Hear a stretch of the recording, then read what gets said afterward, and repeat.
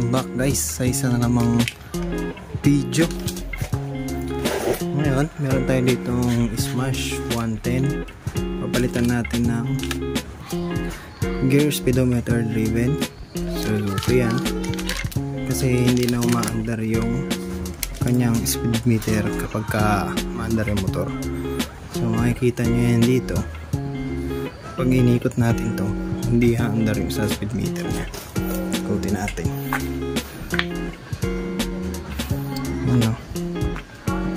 So, ito. So, mas probably, yun yung problema niya. So, ito yung gagamitin natin yun. Pabili ko lang din to sa Lazada. Ito ko sa inyo. Gamit na gamit ito para sa mga nagmamotor dyan. Mura lang, for 200 pesos. Pero ka ng complete set. Ayan, iba-ibang klase ng tools. So medyo matagal na rin ito, kaya goods na goods, sulit na sulit. Ito na tayo. Anong gawin natin? Tanggalin lang muna natin yung gulong. May double stand ko na yung motor at nakalusuan ko na rin para ma-access natin na maayos yung gulong sa harapan. So simulan natin ito.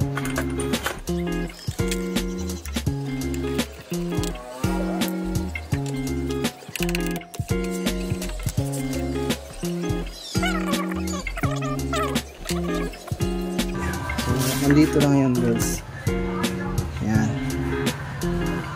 Ayos pa naman. Buo pa naman pala siya.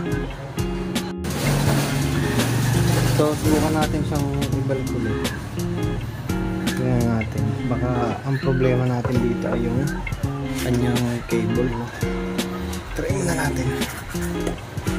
Balik natin ito ulit dito.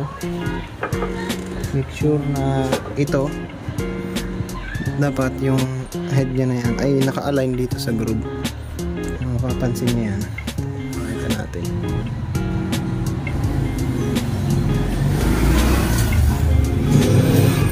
Itong groove na to, nakita niya ang space na yan. Tsaka ito sa baba, dapat yan naka-align dito. Yan, ito. Tsaka ito. So make sure na naikot yung gear doon sa loob. So dito naikot pa naman. Wait natin. Tingnan natin kung yung cable ang sira.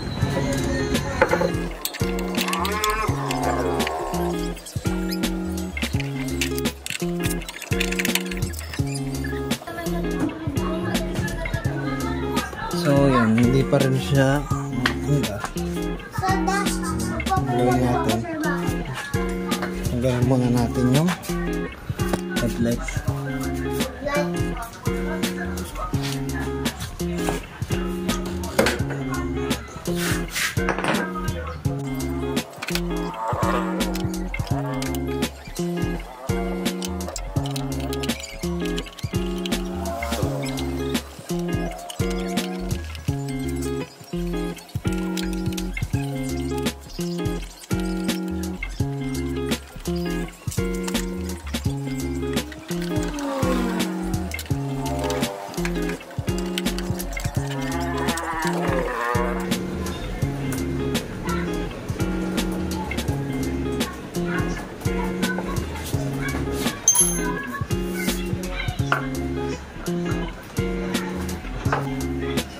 No? Hindi umiikot to.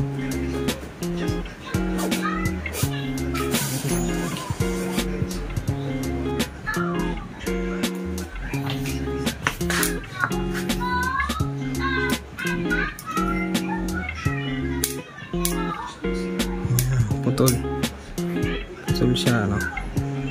Kaya hindi sumusunod yung ating speed meter. So ito ang papalitan natin, hindi yung gear. Okay, so kailangan natin bumili ng ganun bago natin ito mapagana. So ayun, meron na tayong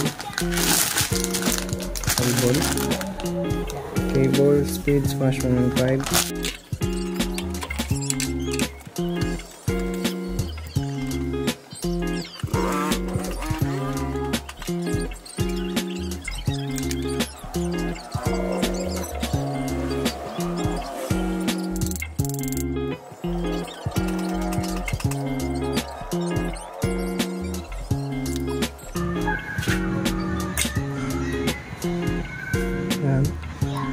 nakita nyo nun ay iwan yung kaputol niya.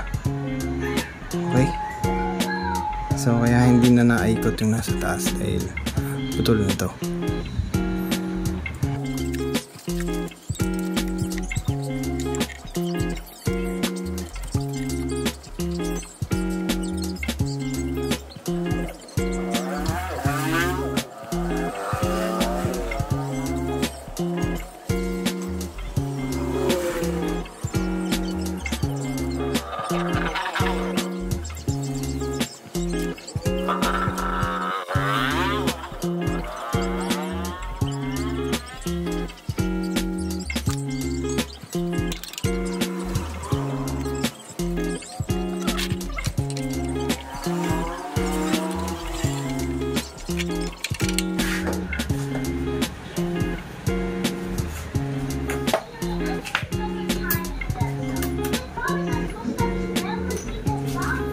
So yun, makikita nyo kapag umiikot yan, iikot din to. So dahil umiikot na yan,